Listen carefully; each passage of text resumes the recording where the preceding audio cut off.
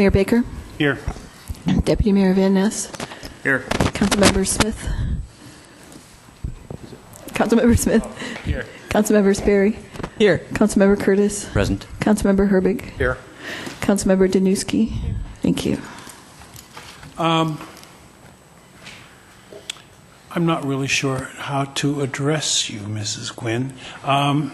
Anyway, if you would be so kind to lead us in the in the flag salute, I'd really appreciate it. Would you please lead us in the flag salute? Pledge allegiance to the flag of the United States of America and to the republic for which it stands, one nation under God, indivisible, with liberty and justice for all.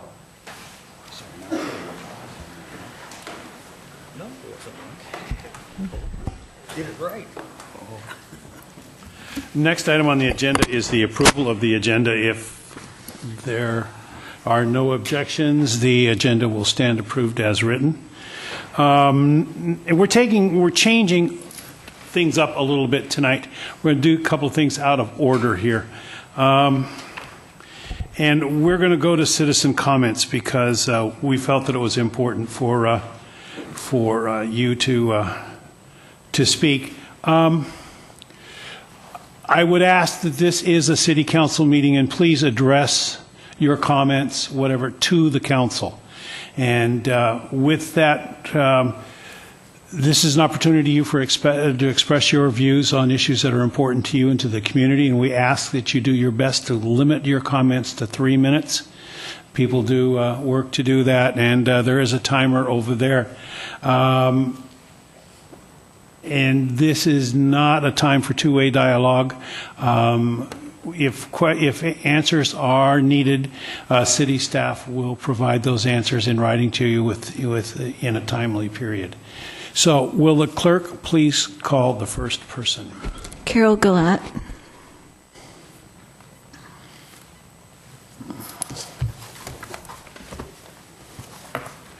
Hi. Okay. I'm Carol Gillette, and my family and I have lived in Kenmore for the last 11 years. Could you state your address, please? 7208 Northeast 190th Court. Thank you. I wish to speak tonight with regards to the proposed new school feeder pattern and how it affects my family. I don't support the decision to split the Kenmore elementary community between separate high schools. Before I get started, though, I'd like to thank both the North Shore School representatives for being here tonight and to the City Council for keeping an open mind and considering the comments of its citizens. For perspective, when we moved from Alaska 11 years ago, out of all the communities we could have moved to, we chose our house in Kenmore for two simple reasons: the opportunity for our children to attend the academically rigorous Inglemoor and to be near the proposed downtown area in Kenmore, which was supposed to be imminent. Now, as a parent to 4 children who will be affected by the proposal put forth by the EDTF, that's the Enrollment Demographic Task Force, and as PTA co-president at Kenmore Elementary, I have a vested interest in advocating for our little school. Personally, removing us from the Inglemoor feeding pattern forces us to make an unwarranted change and hurts our property value and completely undermines the roots and network of friends that we have made here over the last 11 years. We have stayed loyal to Kenmore Elementary because we know there is more to a school than just rankings, and it's the diversity that Kenmore Elementary offers that appeals to us. We also wanted our kids to have the opportunity for them to go to high school with the same kids that they went to kindergarten with. Regardless of the academic parity between the two high schools, what Inglemoor will have that Bothell will not is my children's best friends who happen to have the advantage of living a few blocks west. I want to know that if Susie sees my son doing something he shouldn't at school, that her mom knows me well enough to make that phone call. More importantly, I want to know that my son, who is a highly functional on the autism spectrum, who would otherwise have a target on his back, is surrounded by his peers who have known him since kindergarten and who will watch his back for him. Quite simply, I've read through every piece of publicly available information with regards to the new boundaries, and it still makes no sense to me to split up a cohort at the only school-wide Title I program in the district, especially since the decision seems unsupported by the school district's own data. I've already passed on my comments regarding the proposal to the school district, but I'd like to share my thoughts on it with you tonight. As you are probably aware, Kenmore Elementary has the most socially economic challenged and at-risk students in the district. Aside from splitting the school in general, not all of the low-income, ESL, or otherwise at-risk Kenmore Elementary families are captured by the proposed Inglemore boundary.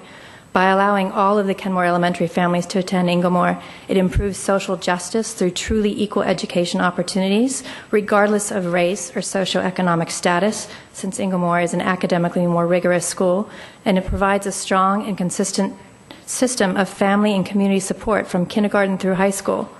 Research has shown that ninth grade is a pivotal year that sets the stage for adjustment and achievement for students for their entire high school career. It has been demonstrated that students at risk of not graduating on time or dropping out feel significantly less connected to school than other students. Splitting a cohort is frowned upon because it basically undermines a student's connectivity with the school, it's alienating, and it destroys the very fibers of the networks and friendships that have been built. Given that Kenmore Elementary has the most at-risk students in the district, why undermine a student's success and social support unnecessarily? Second, the EDTF objective of keeping cohorts together and minimizing the transport, especially along 522, is inconsistent in how it's being applied to the various schools. For example, only 2 elementary schools in the district will be split up at high school, Crystal Springs and Kenmore Elementary. Yet, because keeping a cohort is so important, the task force has proposed that the district bus 40 kids just south of Beardsley Avenue across 522 and 405 to Woodmore, then to North Shore Middle School, then to Inglemore. That's 14 years of excessive busing across 2 highways, each 3 to 4 miles one way, when Bothell High School is a mile away. Yet it is perfectly acceptable to split the Kenmore Elementary cohort and keep them from attending their neighborhood high school. This leads me to my most relevant point. Based on the EDTF data, there appear to be enough spaces for the roughly 200 students at Kenmore Elementary who are being redirected to Bothell. Relative to the rest of the district, projected growth in this area is minimal. The district is projecting only 1,300 students to be enrolled at Inglemore in 2017, which means that there are about 558 more spots before they hit their ideal capacity. Artificially reducing enrollment at Inglemore by splitting up Kenmore Elementary just so many of those same students can waiver in under the IB program, maybe, is simply putting the burden of transportation on those families. A waiver into Inglemore is only meaningful if you can provide transport or live near a bus stop on a route that has space. So what do I want from my city council? I want you to advocate for your citizens, and I want you to write a letter of non-support to the district as the EDTF proposal now stands. I want you to probe through the data to ensure that every student in Kenmore is given a fair hand and the same educational opportunities as their classmate that lives across town or 2 blocks away. I want you to ensure that families who move to Kenmore so that their kids could attend Inglemore can still do so without having to rely on a waiver. I want you to see that this is unjust and unfair to our school community. A community, it's worth noting, that is less likely to advocate for itself due to its socioeconomic diversity than another, more affluent and well-educated one might. I want you to recognize that it is just as unacceptable to split a cohort at Kenmore Elementary as it would be at Woodmore or Morelands or Arrowhead. The district is fully prepared for disgruntled parents, and they will do their best to try to convince us that Bothell High School is just as good as Inglemore. However, Inglemore sells houses in this area. It's what Kenmore identifies with as its high school, it's what we bought into, and it's where Kenmore kids need to go together. Thank you. Thank you, Mrs. Dwight. Ian Anderson.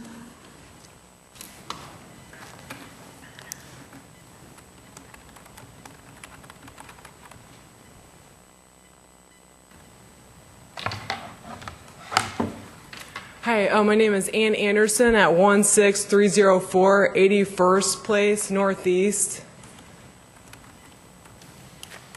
And it's an honor for me to be here. I've lived here now 3 years, but I've read your bios, and I like how you all live here and have a history here, and you've seen all the changes in Kenmore, and also how you have a vested future interest in the future. I care a lot about Kenmore. I love Kenmore. I love the trees, how it's walkable, how it's bikeable, the parks. You know, I did a lot of research and I brought my family here. But I need your help in protecting Kenmore trees. I planted 35 new trees in my yard, and so I've learned a lot about trees. And I walk around with my family, and we see the new developments, and I count trees. And I know the permit is 6 houses per acre, and that they need to replant 30 units per acre. But I found that I think we need to rethink what we count as trees, and I see a lot of emeralds, green, arborvitae, and that's ARBORVITAE. And I can assume, okay, so they're a maximum of 12 to 15 feet and the width of 3 feet. And I can assume so it's a privacy tree, and it's like a large bush. And I can assume it's more profit for the builder if they pick a cheaper tree and leave less green space. I've counted, and they're not replanting 30 new trees. And I'm asking if we could stop and raise the bar for the minimum green space and replacement tree quality. If we can set a standard of a tree that can stand the test of time, that's built to last, like that we want to see Kenmore in 100 years. So we need to set a higher standard for replacement trees. And I was hoping that you could help me in working with developers. And then also, I got a permit 2 weeks ago, and I responded to the city planner on it's the North Shore Ridge PLP 2014-066.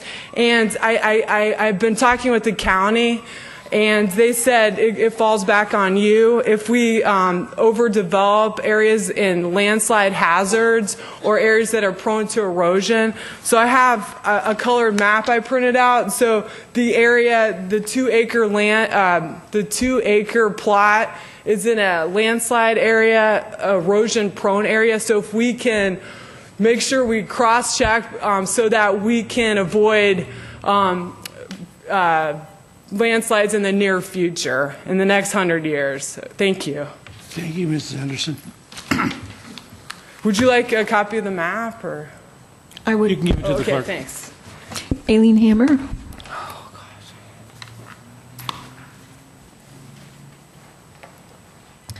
Eileen Hammer, 6511 Northeast 192nd Place here in Kenmore. I'm actually here tonight representing my daughter, who couldn't be here and asked me to come. So I have a letter written by her, if it's okay to read it to you. Dear City Council, my name is Fiona Hammer, and I'm in 6th grade at Kenmore Elementary. I can't be at the City Council meeting tonight because I have lacrosse practice and homework. I do want you to know that I am concerned about the changes that may come to my school district in 2017. My class will be the first group to go to 9th grade in high school. With the current plan, I will not go to school with many of my close friends. We are all very surprised, and I am sending this letter tonight to make sure that the views of the students are heard. We want to stay together, like the majority of our peers in the school district. We are close-knit here in Kenmore, and that support matters. It is important to us. Splitting us up is not best for our success when we go to high school. Thank you for listening to the opinions of Kenmore kids. From Fiona. Thank you, Mrs. Hammer. Jen Pearson. Tell your daughter she did a fabulous job. Jen Pearson.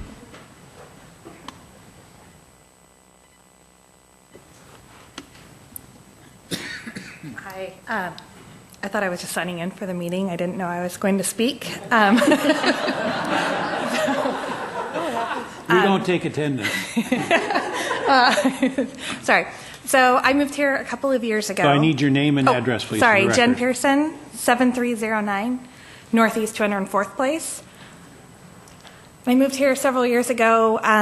One of the only reasons we looked at Kenmore was because of the high school, and we've fallen in love with the community because through the school it is such a great community, and we're disappointed in the fact that we are probably going to be split from a lot of the friends that my kids have made. So it's affecting us at just the community level.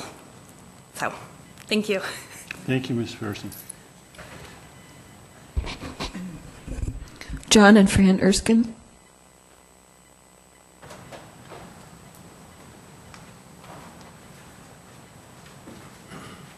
Hi, Council. I'm Fran Erskine. This is my husband, John Erskine. We live at 7513 Northeast 195th Street.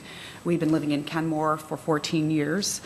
We moved here basically to have a community life in Kenmore, knowing that our children would go to Inglemoor High School was very important to us. I am a CPA, and I find many members, fellow CPAs that have gone to Inglemoor and are quite successful, so I'm always very impressed with the graduates that go to the school. My daughter Kate is here today, and she is one of the cohorts. I can't speak as eloquently as Carol Gillette, but she's one of the children that also is very good friends with Carol's son, Miles, and they are a very tight-knit community, and it will be very difficult if eventually they do get split up. I would say that I wonder if the council's considered, or if the community's considered, whether or not minorities have been accounted for. I've looked at the numbers, and it looks like Bothell has fewer minorities, but only by a small percentage. And I would be concerned, based upon the division of lines, which seems to be based upon a little bit of a difference in economic status in the community, that there would be more students of minority status going to a school that has less academic accolades than does Inglemoor. Thank you. I agree. And I would also see if my daughter Kate would like to add anything to what I've said. I'm just really upset that I won't be able to go to Come up, Kate.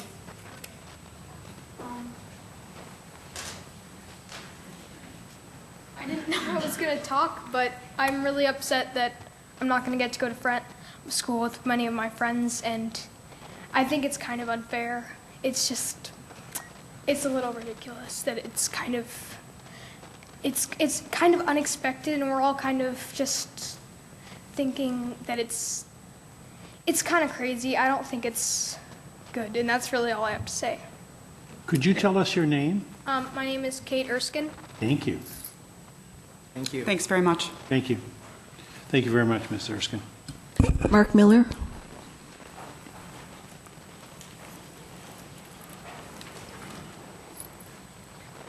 My name is Mark Miller. I live at 7519 Northeast 204th Place.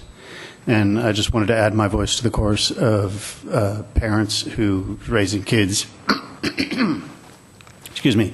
We're actually zoned for Shelton View currently, but under the new design, we're going to be relocated to Kenmore. So already my kids are going to end up going to two different elementary schools. I understand the need to adjust boundaries as the community grows, but splitting the Kenmore cohort as they go through the education process and splitting them in the pivotal years entering high school just seems ill-advised and doesn't seem to be supported by the research that's included in the EDTF documentation.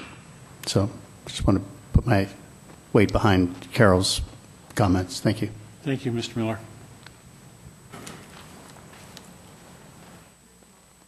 Rick Lawler.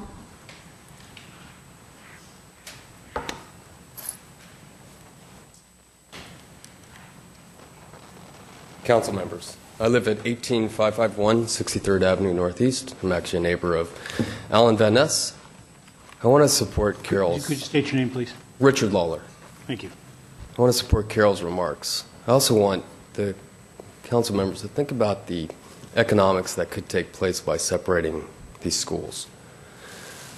Right now, I know a lot of individuals, and I'm not affected. Actually, my kids get to go to Inglemoor. But I coach a soccer team that's going to be split in half. They're sitting in second grade right now. They'll be split right down the middle. And it's a shame. I don't know why this is taking place. I don't know if it's because it's a new high school, but it's going to impact a lot of individuals, and a lot of individuals in this community. It's going to impact our economics. And that's something that we should actually all bear in mind. Because I have no problem getting up and moving out of the community. And I know a lot of other members do too. They'll move into different areas, which therefore could actually have an impact on how this community's economics play out. So I'd like to just support Carol's comments, and I'd like us as a council member to actually explore this further to understand really the impacts that it has. Thank you. Thank you, Mr. Lawler. There's no one else signed up. Anybody else wishing to be heard? Thank you for your comments. Mrs. Gillette, Mrs. Hammer, Ms. Pearson, Ms. Erskine, Mr. Miller, Mr. Lawler. Thank you all for your comments on the schools tonight. We really appreciate hearing that. I think we also have some interest and concerns in this also. Mrs. Anderson, I believe, if I'm not mistaken, the Planning Commission is doing something with tree ordinance this year. Am I mistaken? Yeah, that's correct. It doesn't hit what she's talking about right on the head, but we'd be happy to meet with her and get her ideas and talk to her about the existing code. Thank you. Thank you very much. And thank you again for your comments. So, next item on the agenda is North Shore School District proposed boundary adjustments. Thank you guys very much for coming tonight. We really appreciate it.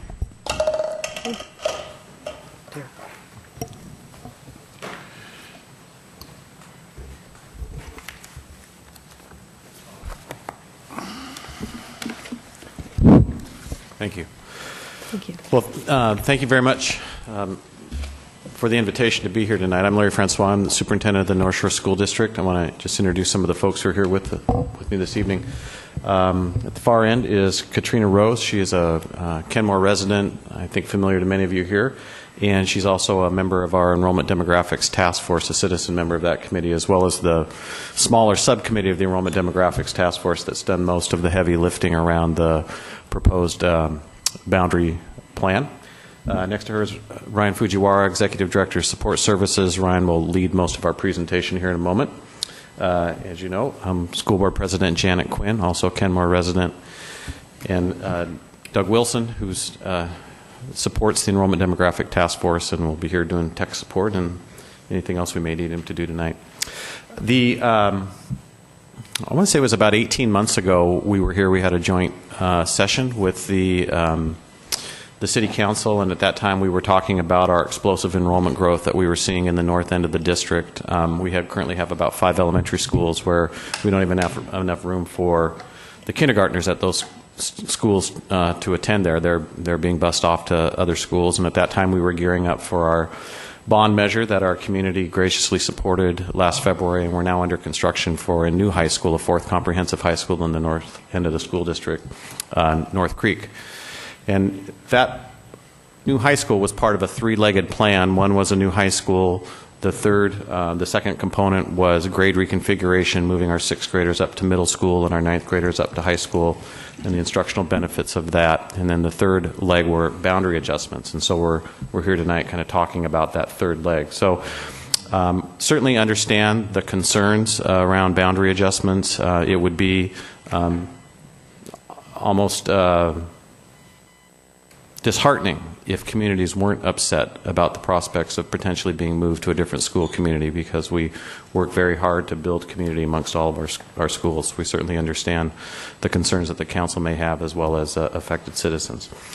Our goal tonight is to really sort of paint the broader picture of what we're facing district-wide and how it may specifically impact Kenmore. And we've got a lot of information to share. We're going to move through it as quickly as we can, and we certainly welcome any questions that you may have along the way. So at this point, I'm going to turn it over to Ryan, I believe, who's going to lead the bulk of this part of the presentation. Great, thank you. Oh. Did it go to And sleep? if we can get the lamp on. There we go. Thank you. Yeah, it's on. So thank you. I think one of the things that we wanted to share is just the opportunity. Thank you for the opportunity for sharing a little bit of our story. I think it's really important to understand some of the bigger challenges we have in the district.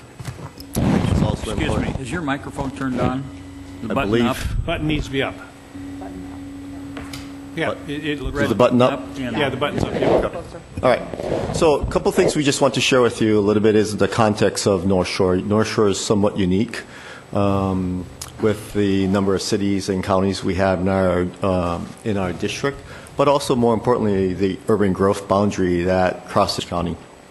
Wanted to share a little bit of what's happening out there in our district from a construction perspective, as far as some of our enrollment trends that we're starting to see, as well as our demographics. Okay. We'll also share a little bit of our current members and understand that the EDTF was really established in 2001, so we've been looking at data trends and making small adjustments over the last 14, 15 years. We'll also review a little bit of our consideration themes and assumptions. We'll share a little bit of our modeling, estimated impacts, and then our draft recommendations. Okay. So as I shared earlier, I think one of the things that's one of the challenges that we have in North Shore is we're divided into two counties, King and Snohomish County, as you can see across as the horizontal line. And then your vertical line, your vertical dotted line that's moving north and south is the urban growth boundaries. Okay. Now we overlay on top of the counties our 5 cities. So this is sort of the 5 cities that we're incorporating in our district, as well as the unincorporated and unincorporated King and Snohomish counties. So this is just sort of a rough timeline of when high schools were open, or some of our schools. As you can see, the 50s, Bothell High School, 60s, Kenmore High School. In the 70s, in the good old 70s, we didn't build a high school then. In the 80s, we built Woodinville High School, and the urban growth line was established in 1990, with our last school being built as Timbercrest Junior High in 1997. Okay. So one of the things that we tend to look at as part of our projections is birth forecast. And the data that we're showing you today is pretty relevant as far as what we continue to assess each year. So for your first 10 years, from 96 to 2005, if you look at your births, there was about 30,000 births, somewhat consistent. We had a little bit of boom somewhere in 2006 and 2013. And as you can see, the forecast for 2014 and beyond looks like it's going to continue to grow. Okay. We also know that over the last 4 years, regionally, all school districts has grown, and especially on the 405 corridor or some of your major corridors. If you look at North Shore, we've grown roughly about 1,200 students in the last 4 years. Right? That would be roughly about 2.5 elementary schools. Okay? We also know that since 2006, we had a slight dip in the housing market, but as you can see, it's starting to grow a bit. We're not quite sure about 2013 as we look at the data, but that's an anomaly that we're seeing. What we're typically seeing today is really strong home sales. Okay. Also, what we know today is today, as of October 2014, we are at our peak of our headcount, student headcount.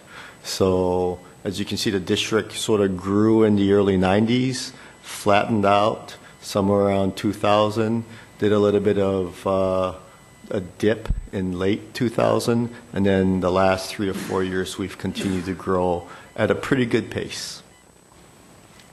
Okay.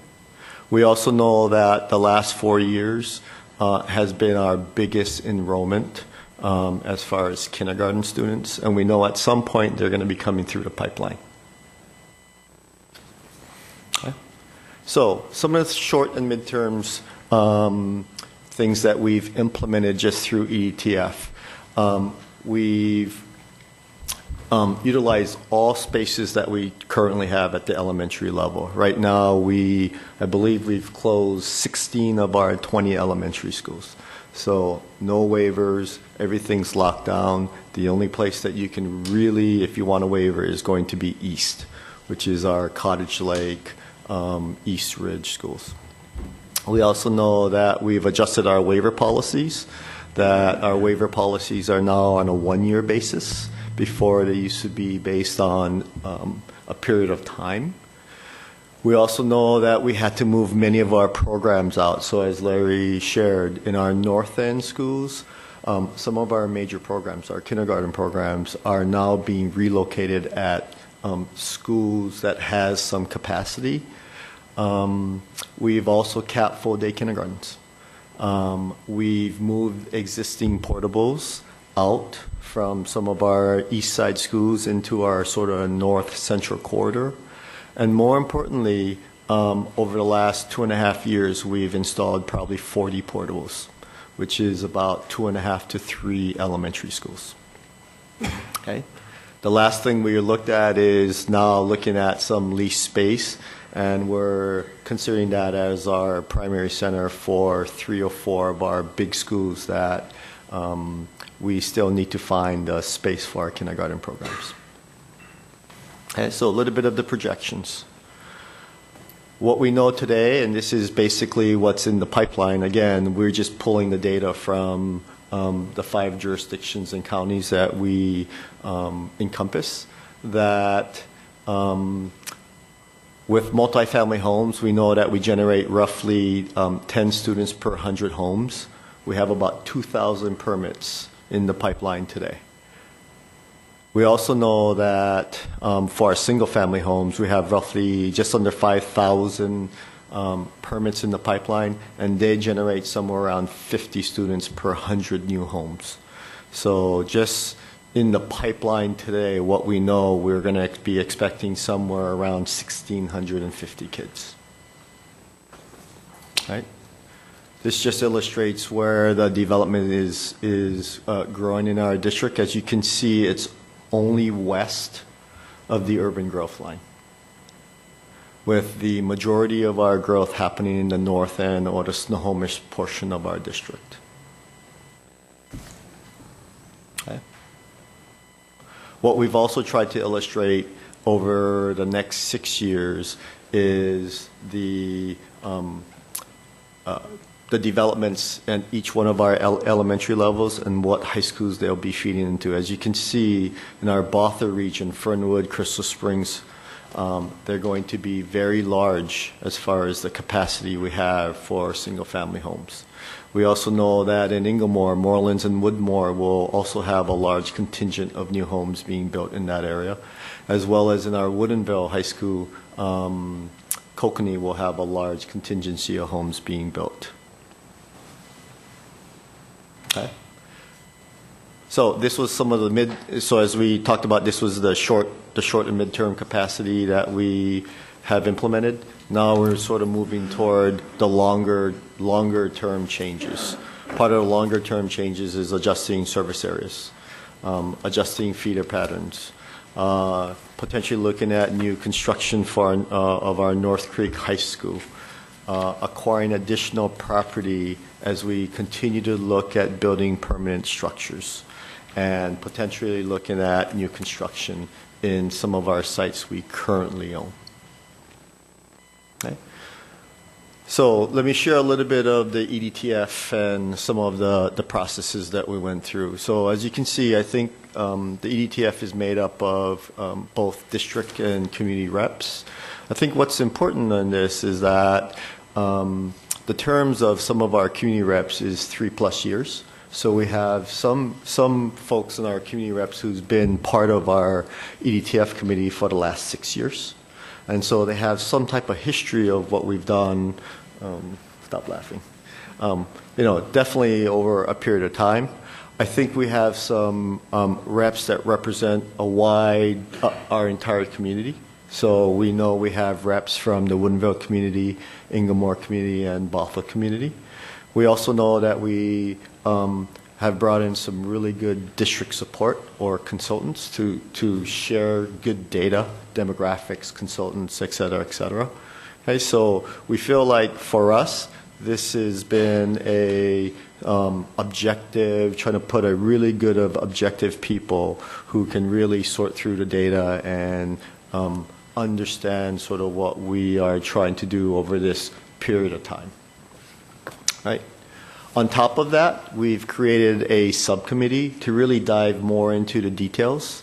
And this subcommittee has probably put in over 50+ hours eating a lot of sugar to really look at what's the best way to sort through the data, and how do we draw the lines? That's really the biggest difference. When the line's 1 mile wide, really easy decision. Now put the line behind someone's home and who goes where, that becomes more of a challenge. Okay. Right. The other thing that I think is really important as we look at some of the consideration and themes that we had to use in the subcommittee, we really had to identify some guiding principles for us as we looked at how we're going to draw the boundaries and who goes where. And one of the things that the EDTF really looked at was sort of 4 key considerations. We looked at the instructional considerations, the demographic considerations, operational, and geographic. And each one of these are defined a little bit more in detail that we can share with you. On top of that, we also did a community survey and sent this information out to the community and said, what are we really missing? We need some really good guidelines for us on how we're going to draw the lines and who goes where. And these are some of the themes that came back from the community survey. Okay.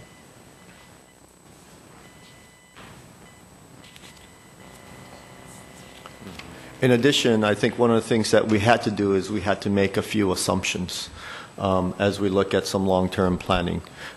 These are our static assumptions that we've made up there, as well as some of our dynamic assumptions. Yes. Thank you, Ryan. I did have a question because my understanding was that there is a possibility of changing the current school start times. I don't know where that is, and I noticed that was one of the assumptions. Yeah. So I think when we were looking at this, so we've been working on this probably for the last 18 months. And really, at that time, we didn't know what the decision from the board was, so we had to make an assumption that the start times would stay static. Where are you, Doug? So if I can just back up a little bit and just interject, I think in your packets, but for some reason not in the slide, is slide 20, which I think is a pretty critical slide. And I apologize that it's not in the presentation, but it really talks about, from the standpoint of drawing the boundaries, some of the primary challenges that we face. So at the elementary level and at the junior high or middle school level, the challenge is really shifting population density from the north to the south and the east. Whereas at the high school level, we're populating a school that's being built in the north end of the district, so the challenge is a bit reversed. We're trying to move population, or cut boundaries to move population up into the north end of the district, and trying to do that in a way where we maintain as much continuity from elementary to middle school to high school as we can. So it's a great puzzle to try and sort through and figure out how to shift one group of students a certain direction and shift another group of students a different direction without causing too much disruption in the process. Yeah. I think the other challenge, as we talked about, sorry about that, one of the other challenges that we knew we would face is how do you fit 6 middle schools into 4 high schools? And more importantly, how do you sustain that? We know that one middle school will not be able to sustain a high school. So what's the natural split of that? And we knew that from a subcommittee, that would be one of the challenges that we would be having. And we'll show some of that, what it looks like today versus what we're proposing. Okay. I think besides the considerations and themes and assumptions, I think the thing that we really had to educate ourselves on was looking at current headcount. So what is our current headcount? What is the current roll-up of our headcount in 2017 and beyond? More importantly, what is our projected growth? So what are we projecting as far as student growth? And then our building capacity. Every one of our buildings are built just a little bit different, so the capacity is a little bit different. Inglemoor, for example, is your smallest footprint in comparison to your other 3 high schools. And that was because Inglemoor was remodeled in the 90s versus the last 3 high schools are going to be built in the last 10 years. Okay? So that was the one thing that we really had to take a look at. I think the thing that we've been trying to share with our folks is that the draft recommendations are coming from a larger committee. It's coming from a lot of committee members as well as some district staff. We spent many hours really diving into the details and really looked at many different options of moving boundaries or kids, or how do we get kids, as Larry talked about, to the southeast of our district. And some of our options looked at busing. That was one of the options that we looked at. But as we looked back at our themes, we knew that from a community perspective, busing was not an option.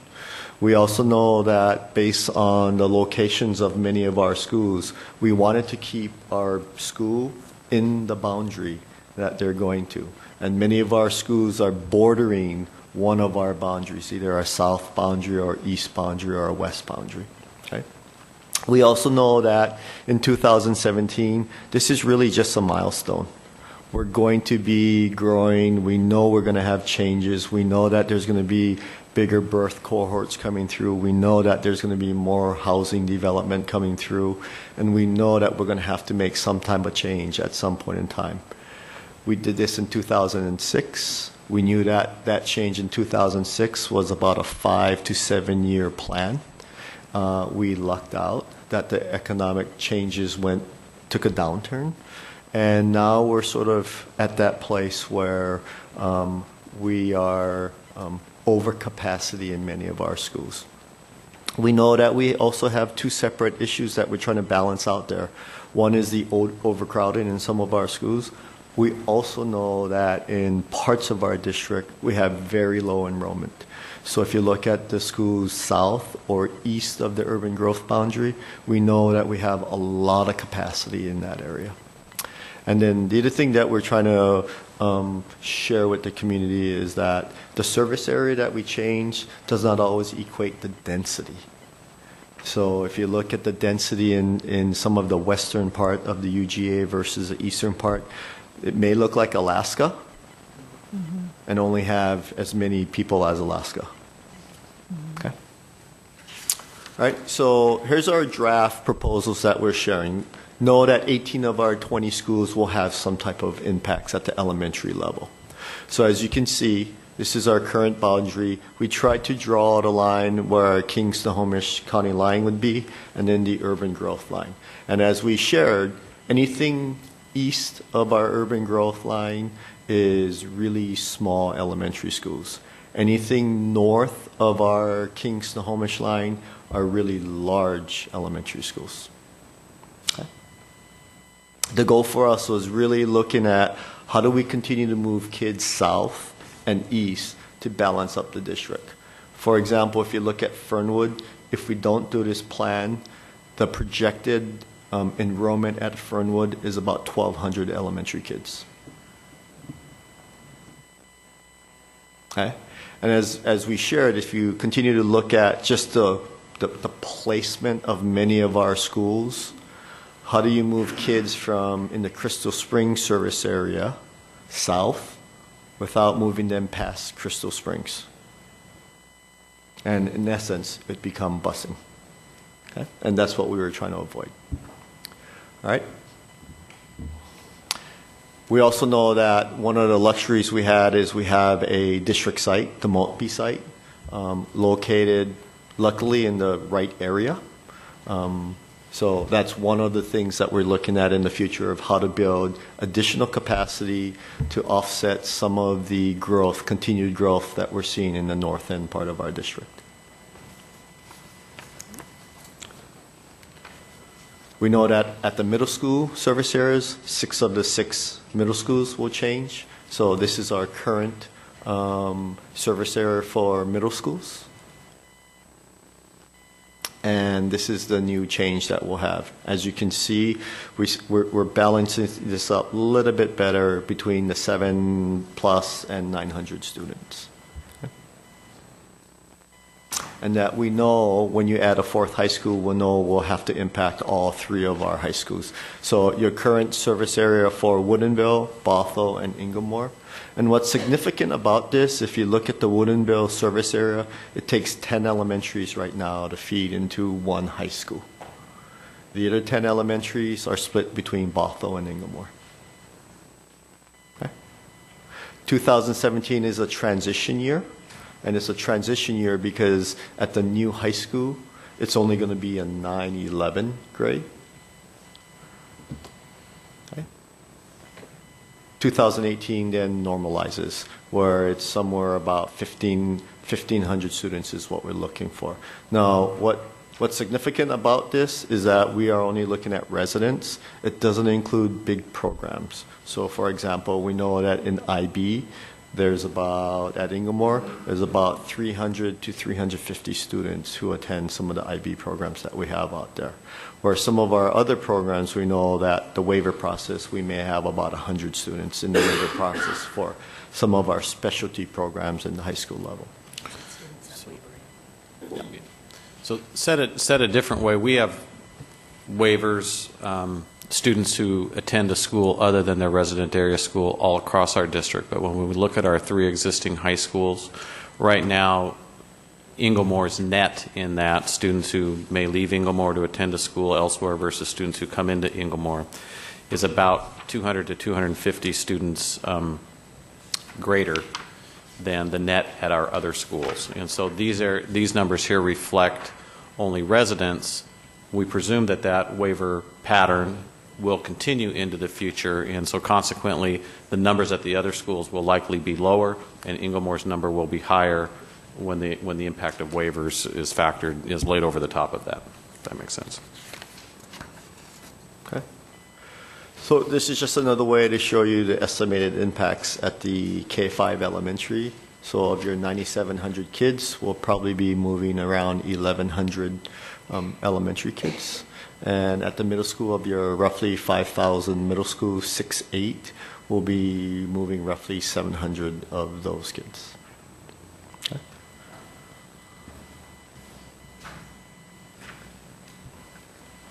Go ahead, Doug.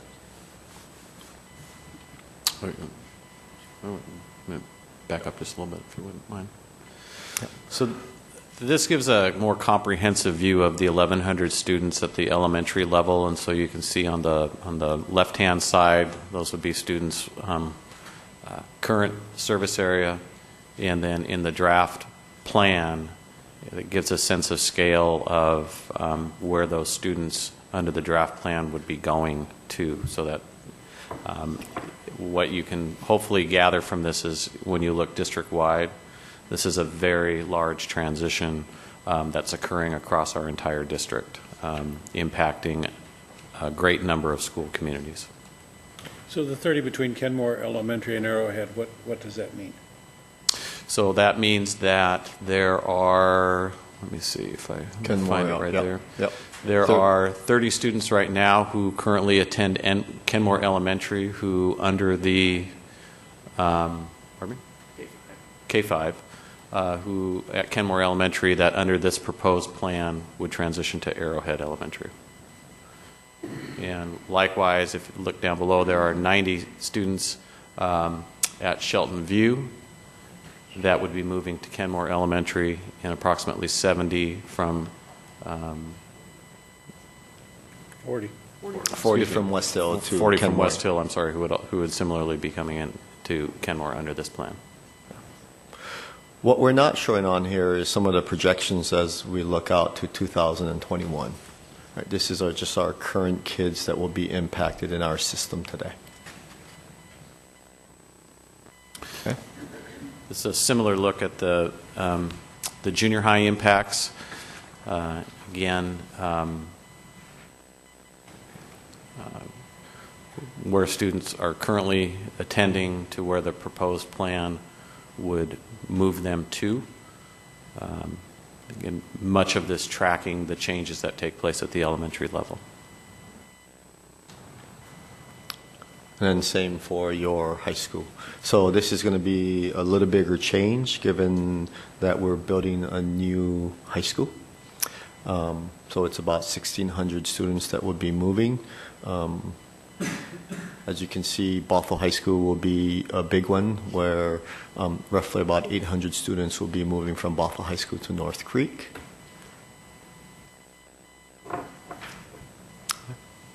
And Inglemoor to Bothell. So as I've shared earlier, one of the challenges that I think the EDTF had was trying to fit 6 middle schools, trying to keep the same feeder pattern into 4 high schools. Right now it's a pretty easy fit. You have 6 junior highs, and so it's pretty easy to just move 2 junior highs into each one of our high school feeder patterns. As you look at the model that we're proposing, it becomes a little bit more challenging in how we split that. And part of the split is the current enrollment that we know today, including any future projected students we know that will be coming down the road or in the pipeline.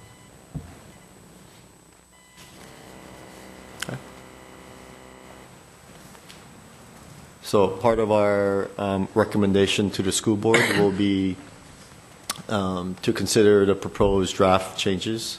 And right now they're in draft. We're going through some community open houses, gathering information and input from the community, and we'll take that back to our committee to process and review. We also know that given some of the continued growth that we're seeing in the north end, that we are going to recommend that we build a new facility on the Maltby site that would be tied to the 2018 bond, and that we continue to further analyze the eastern part of our district, given some of the smaller schools we have, with the following unknowns. 1351 as far as what happens with K3 class size. 1351 is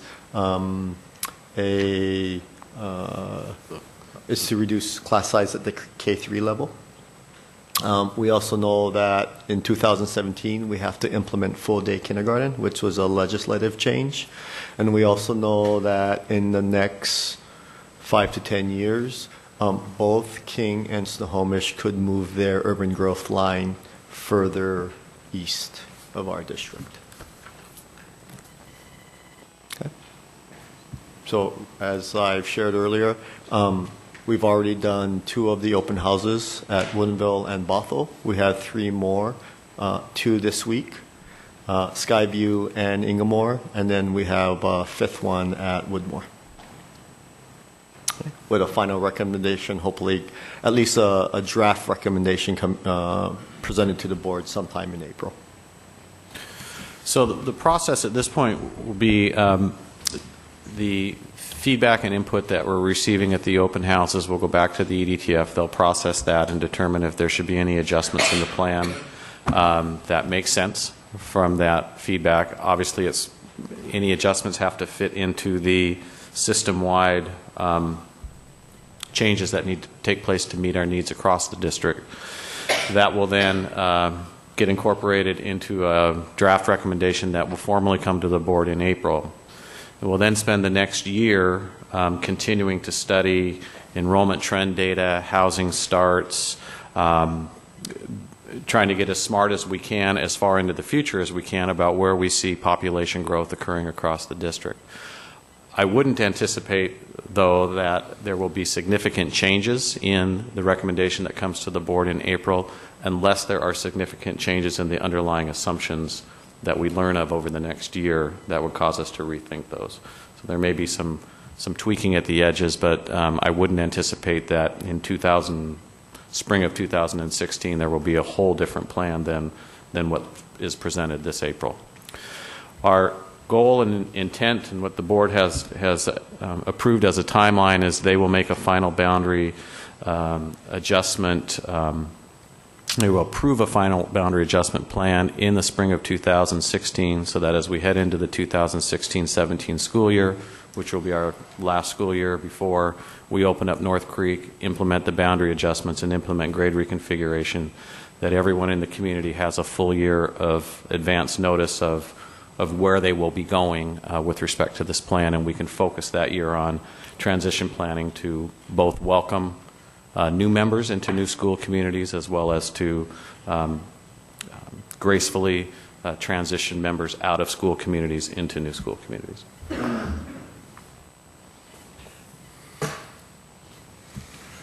And we welcome your questions.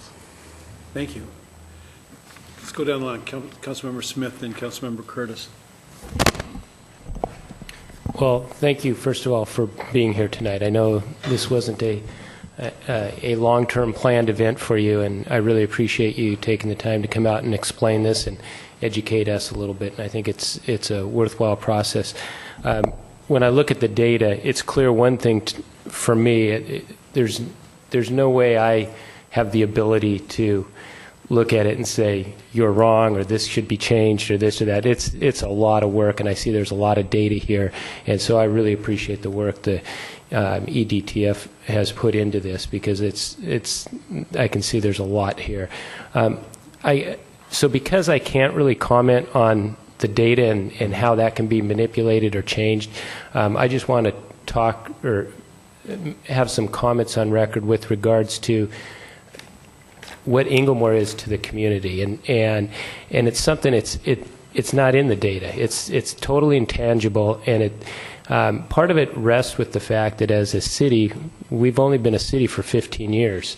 And when my wife and I moved here in '87, one of the first things we realized is there's no civic center, there's no downtown really Kenmore at the time, and we're slowly getting there. And what this does, it hurts because it tears apart a part of what Kenmore is, and it's something that I just don't have the answer for, and I wish I did, because I could give you something to work on, and I'd love to give you a solution. But I think it's painful because we don't have the history of a Bothell or a Woodinville, where you have these established communities that are more readily identifiable. Inglemoor is identified with Kenmore, and Kenmore really identifies with Inglemoor. And so all I would ask is that as you go forward and you take the comments, if there's anything you can do to consider how that impacts the long-term success for the families and the children that go up through the system to be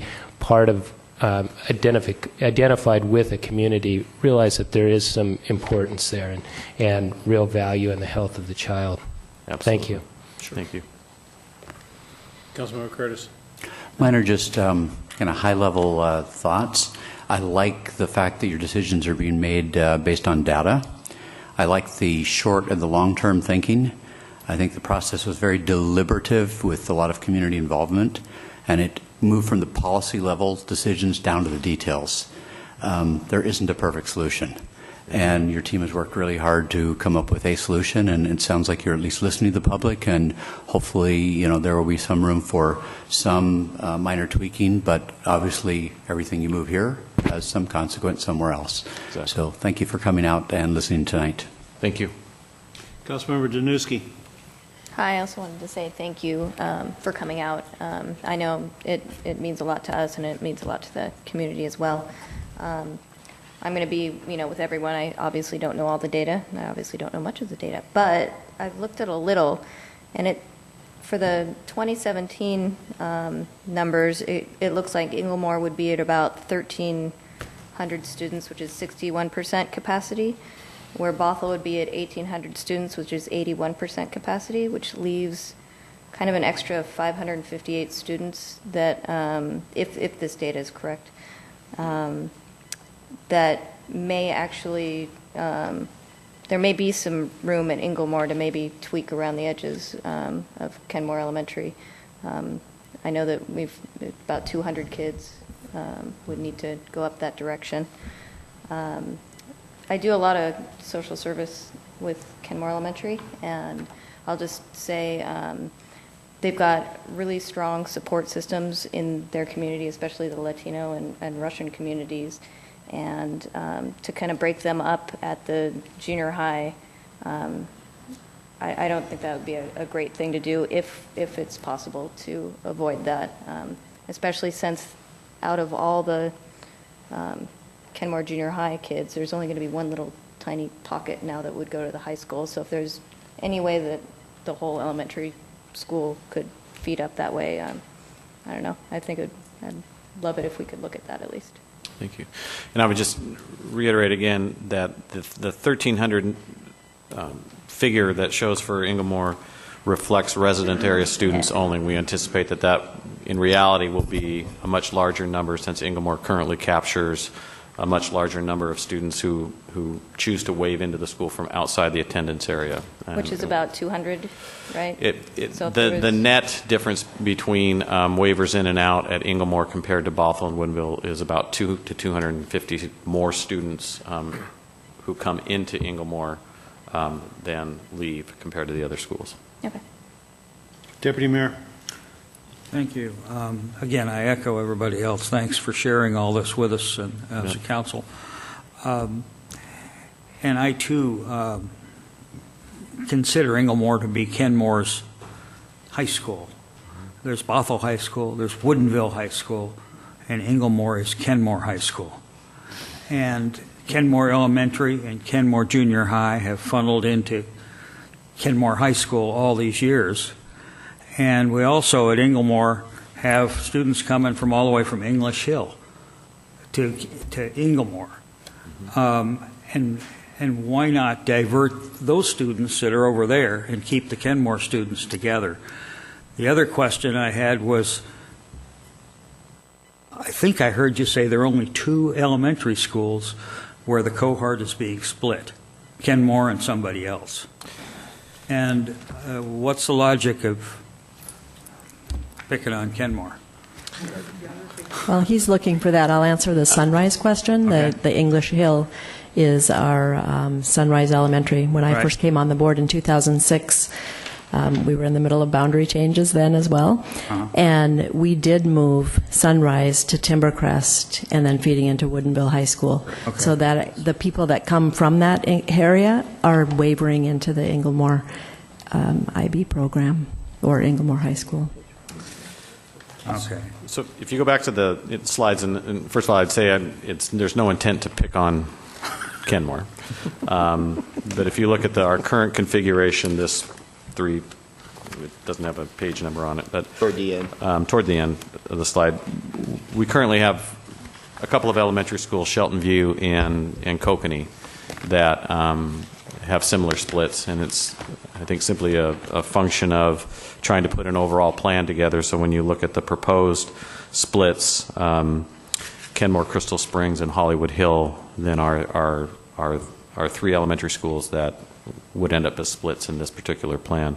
Although Hollywood Hill, while it will split at middle school, those students will then be reunited again back at high school. So no intentional desire to pick on Kenmore in any way. I think it's just the way that the plan has come together.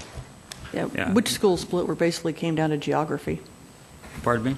Which school split basically came down to geography, where they were located within the district? Okay. Yeah, my 2 children, when we were in Arrowhead, left Arrowhead, 28 students out of Arrowhead went to Kenmore Junior High, and all the rest, 6th graders, went to North Shore. They all came back together at Inglemore, though. Right. Correct. So they made additional friends and then came back together. Right. Councilmember Sperry.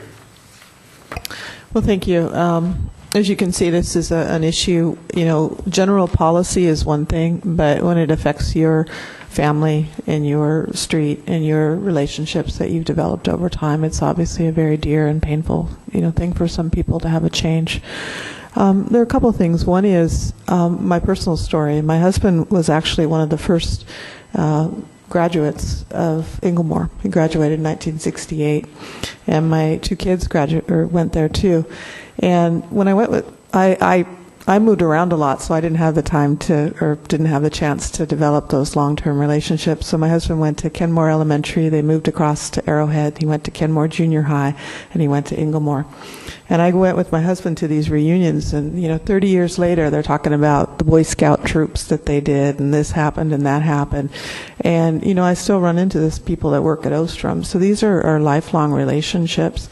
And I understand that you have to balance the numbers, but I would urge that if there's some way of not creating that split, in Kenmore Elementary, I think it's really worth it. The other things that you heard a lot here tonight is it is a very unique school. I mean, we think it's the best because it's in Kenmore, but it has a diverse economic situation, and so in a sense, those are the kids who need the support. They need the cohorts, and they need that continuity. So I do appreciate you coming, and I certainly hope that there will be some room to edit that. Thank you. Thank you. Councilmember Herbig. So it was kind of an offhand remark that I made here 2 weeks ago that got this whole thing going and got you guys out here. I appreciate you coming out here making this presentation. I know it's a little uncomfortable, and I hope we're not making it any worse. I hope that we're being cordial enough with you. Absolutely. I do have, so you said that about 250 folks net kind of waver into Inglemore, and so it's obvious that Inglemore is kind of the high school that's really in demand in the area. So I just want to make sure that you guys understand why people feel hurt. A lot of folks do choose where they're going to live based on that high school. I mean, I'm lucky. I happen to have bought on the correct side of the street. But my daughter, who's going to Kenmore Elementary, her and her friends are going to be split up when they make it to high school, and that's going to be hard to have to explain to her. So I just hope that you can look beyond the data a little bit and look at those personal relationships and look at the emotions that are involved too, because this is going to really affect Kenmore quite a bit. I understand this is a tough decision. I'm glad I'm not the one that has to make it. And I know you guys are doing a great job.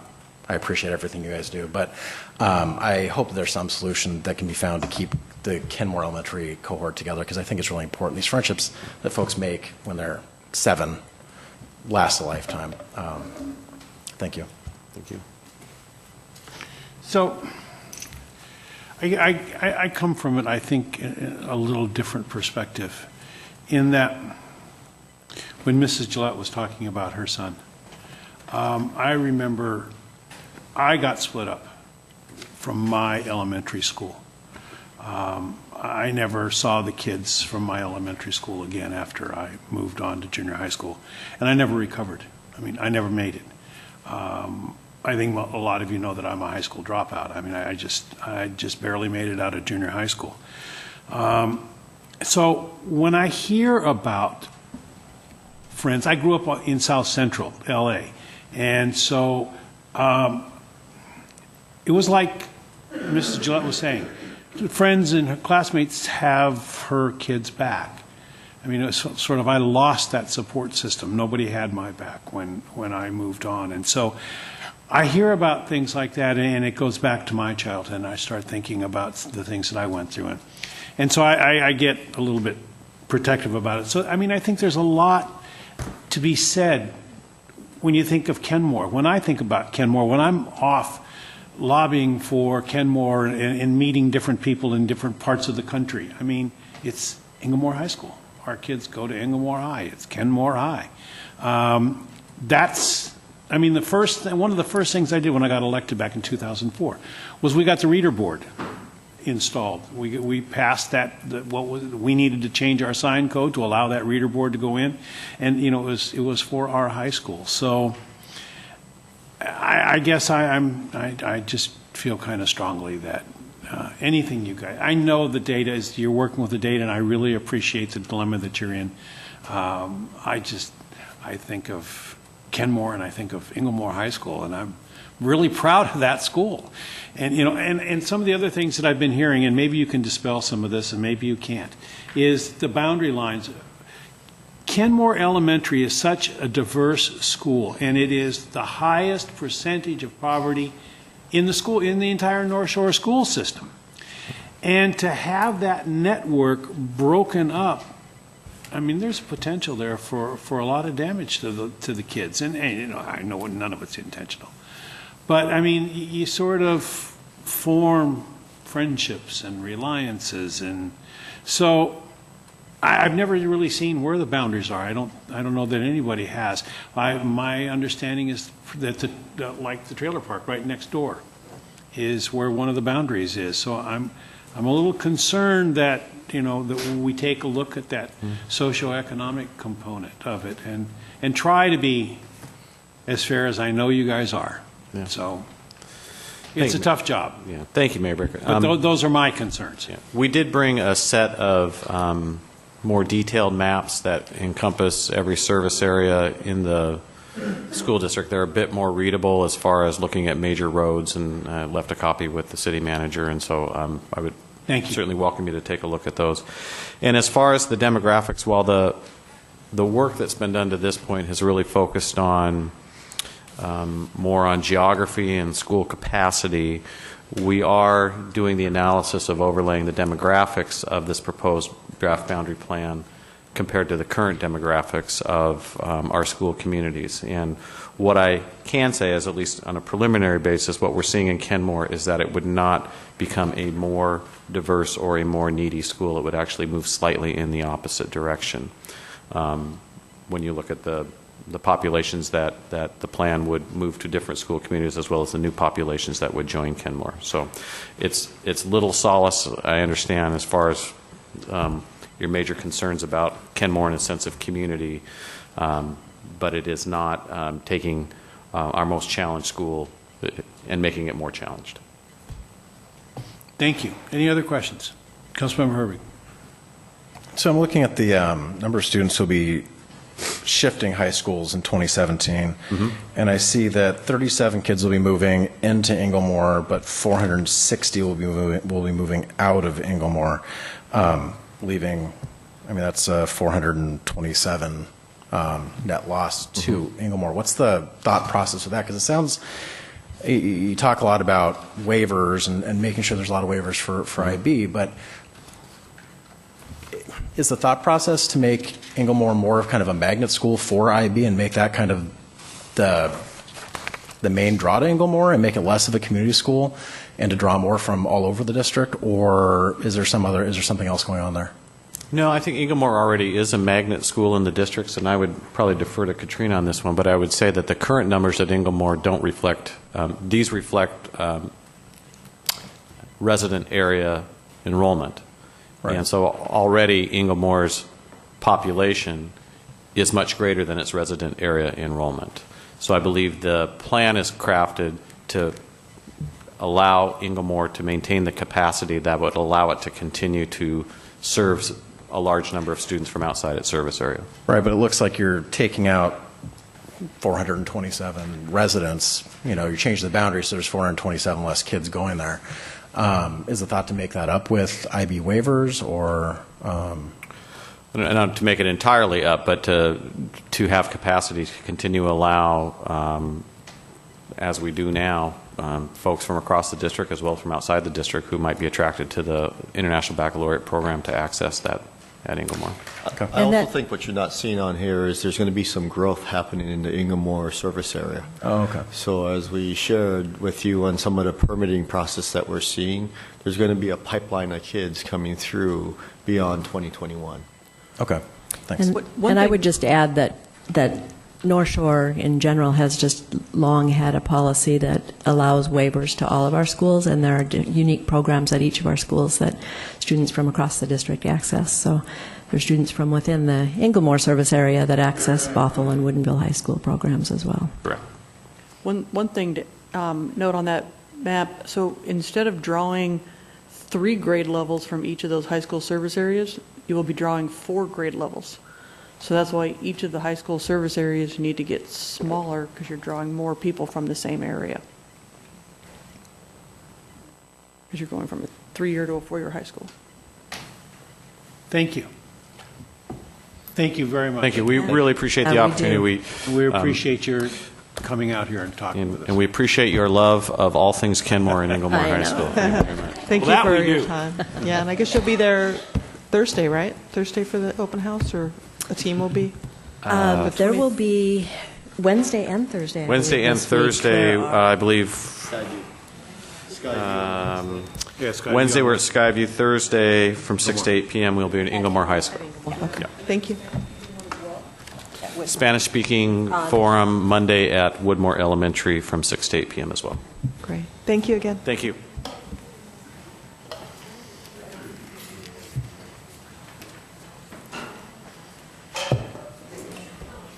All right, next item on the agenda is the King Conservation District presentation of the 2015 Program of Work Implementation Plan, and thank you for coming and talking to us tonight. Am I on? There we go. Okay.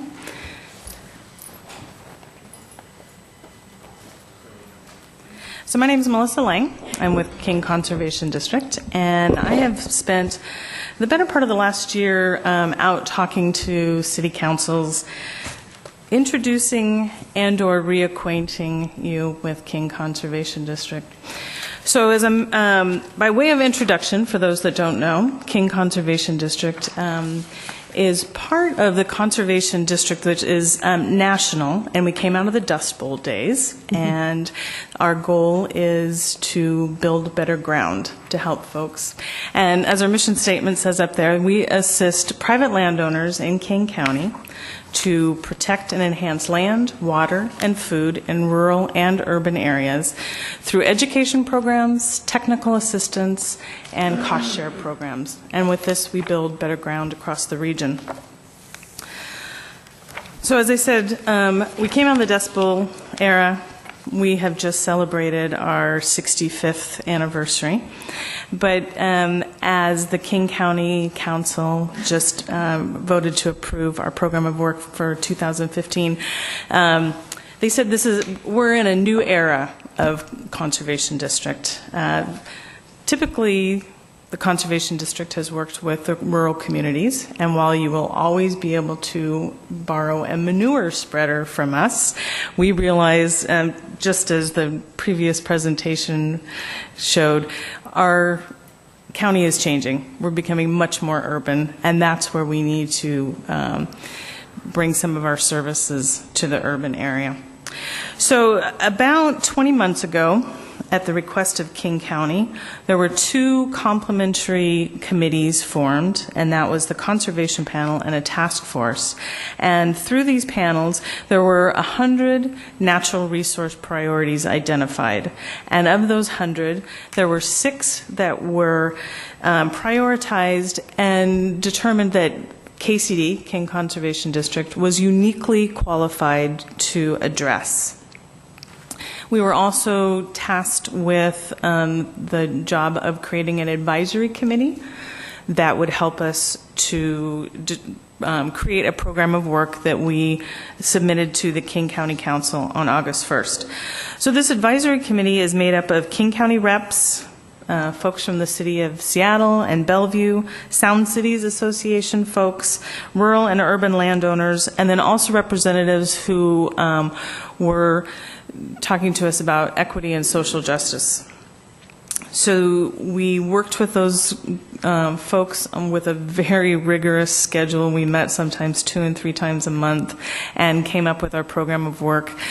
And Sound Cities Association on July 9th, through their PIC committee, voted to approve that. It went to their council, and they approved it.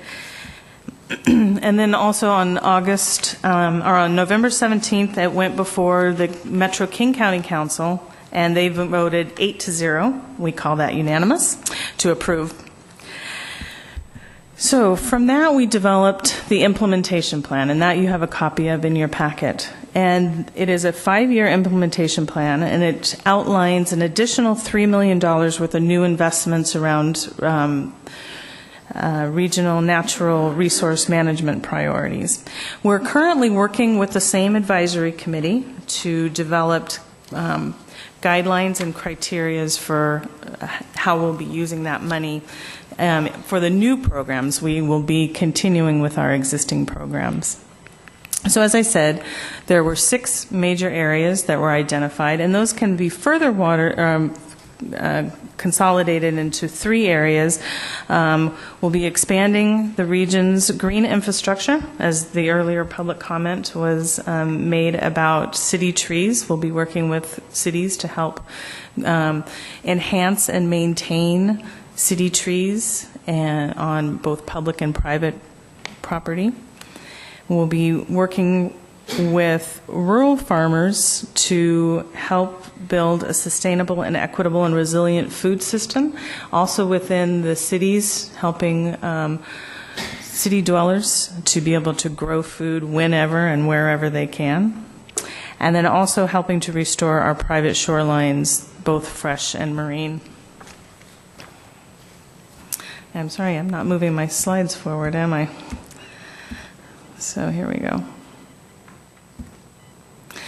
So in the forestry area, in the rural part of that, we will be working with folks who have property of 5 acres or less. King County has programs that help landowners with more property than that, but we will be working particularly with that group because they don't have the support. And within the urban areas, as I said, working with individual private landowners to both maintain and enhance urban trees, and then also with cities. Around the regional food system, an interesting statistic is that of the $600 million of raw foods consumed in King County farmers only produce 120 million of that. So there is a large amount of food that we bring from outside, that there is the opportunity to have our King County farmers being able to provide. We'll also be working with small to medium-sized farmers to help overcome the obstacles that keep them from being able to bring food, improving storage facilities, production, distribution, and marketing opportunities, helping them to try and get into the institutional markets. As far as shorelines and riparian habitat, we know that over 2/3 of King County marine and fresh water shoreline is owned by private landowners. So if we want to make a significant difference, we have to engage private landowners in making those changes. And we do that through one-on-one technical assistance, project implementation, workshops, and classes. So our traditional services we will continue to offer. We offer free soil testing. Every King County resident within the district has up to 5 free soil samples available, and they can access that on our website, kingcd.org. We coordinate volunteer coordination, and I know there was a great project here in Kenmore last year along the Swamp Creek where we did work. We have cost share programs. We call it landowner incentive, where we work with landowners to help pay for habitat restoration in aquatic areas, and also some stormwater issues around livestock and water. We do workshops. We have jurisdictional grants for our member jurisdiction, and we offer technical assistance. So, I come here and ask how King Conservation District can help Kenmore meet the goals of providing your citizens access to local healthy food, vibrant and urban rural forest canopy, and improved water quality. So I wanted to call your attention to a couple things that I had in the packet. We on Saturday, and it looks like the weather is going to be great. We have a native bare root plant sale happening down in our Renton parking lot, so people can come down there. The pre-sale has closed, but there will be walk-up sales, and we'll also be having a community fair with a lot of great folks out there giving great information. Also in your packet are fact sheet and the intake sheet for the free soil testing. And this is something, if you wanted to make copies and make that available out for your community booth, that would be great. There's also a couple of sheets here talking about different workshops that we're offering We have a mud, manure, and pasture management series coming up in March. That is great. I've been to that myself. And then some group volunteer opportunities. We have an election coming up for one of our Board of Supervisors, so there's some information there. And then on the other side of your packet, I wanted to call attention to a funding sheet that we have. As I mentioned, one of the programs that we have is jurisdictional grant money.